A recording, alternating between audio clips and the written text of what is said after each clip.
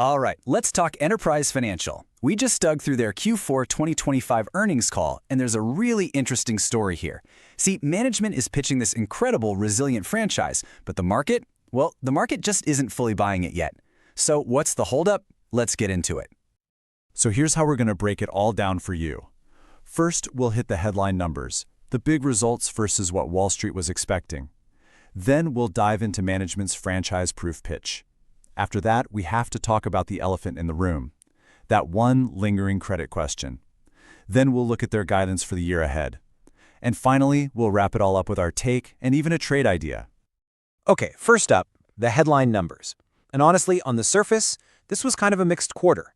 But the real story really begins with a pretty solid beat on revenue. So let's look at the scorecard because you can see right away why people are calling this a mixed quarter. The official GAAP earnings per share, a really nice beat, coming in at $1.45, a full 12 cents better than the street thought. Revenue looked great too. But then you glance over at the adjusted EPS, which kind of smooths things out, and it's basically flat, right in line with what everyone expected. That's the disconnect right there. But that 12-cent earnings beat? That's not nothing. It really shows you the underlying earnings power that this bank has. And it's the same story with that 3.5% revenue beat. I mean, that tells you the core engine of the bank is running pretty darn well.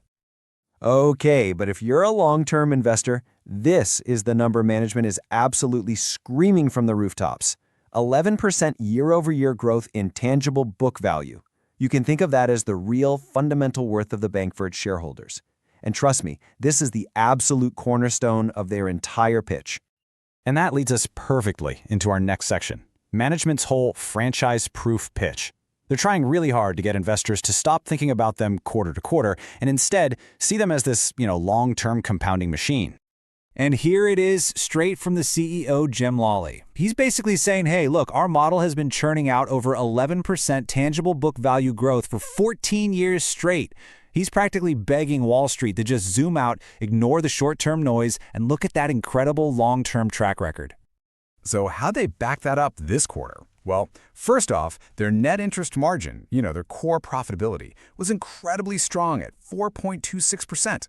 That helped them grow their net interest income by a cool $10 million.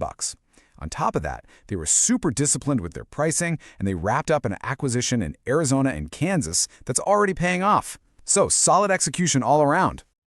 Okay, so everything sounds pretty good so far, right? But there's always a but. And that brings us to the big one, Section 3, the lingering credit question.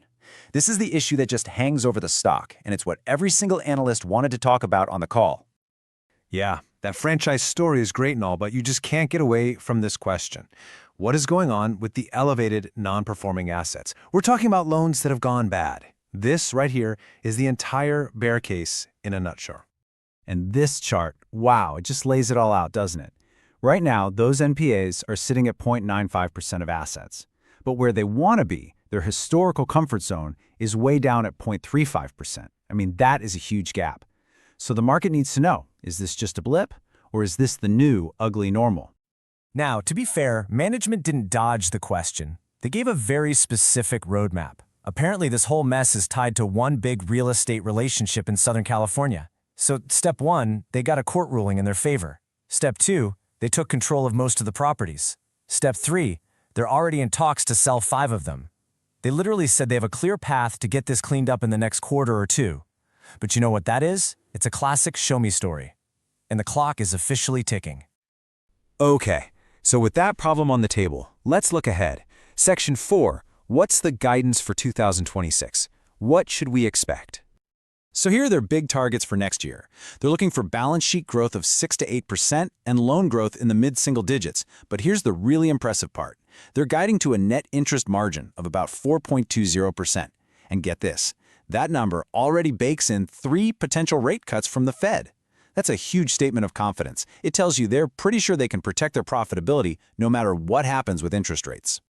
And their priorities for the year? No surprises here. Job 1, by a country mile, is fixing those credit numbers. Job 2 is to keep growing the good part of the business organically. And Job 3 is to make their big tech investments start paying off in a real way. It's a focused plan, and it makes perfect sense. That brings us to the big finale, our take. Let's put this all together. What do we make of all this? And more importantly, what's the move? So we're calling this one a market perform. Basically, we think the stock is going to perform right in line with the broader market for now. And let me tell you why we're kind of sitting on the fence here. It really just boils down to this tug of war between the bull and the bear case. I mean, on one hand, the bulls are absolutely right. This bank has been a compounding machine for 14 years with fantastic margins. You can't argue with that track record. But the bears are also right. This credit issue is a giant question mark. It is a prove-it situation, and until they prove it, that problem is going to hang over the stock. It's exactly why the stock has been lagging its peers. So, if you're stuck in the middle, like this, with a story that's so conflicted, how do you actually trade it? Here's the play we like, a pairs trade. You go long on Enterprise Financial, EFSC, and at the same time, you short the regional bank ETF, which is KRE. So why do this? Well, think about it. This trade completely isolates the story to just Enterprise. You're making a pure bet on this specific management team to fix this specific problem. By shorting the whole sector with KRE, you're hedging out all the other noise, what the Fed does, what happens with the broader economy. All that stuff gets neutralized. It becomes a simple bet that if management delivers on their promise, EFSC is going to do way better than its competitors, and you get to capture all of that outperformance. So look, the bottom line is this. Enterprise Financial has a fantastic core business, but for the next 1 or 2 quarters, it is all about one thing, execution. If they clean up this credit mess like they said they would, the stock could really take off. If they don't, well, it's probably going to stay stuck right where it is. And of course, remember, this is not financial advice.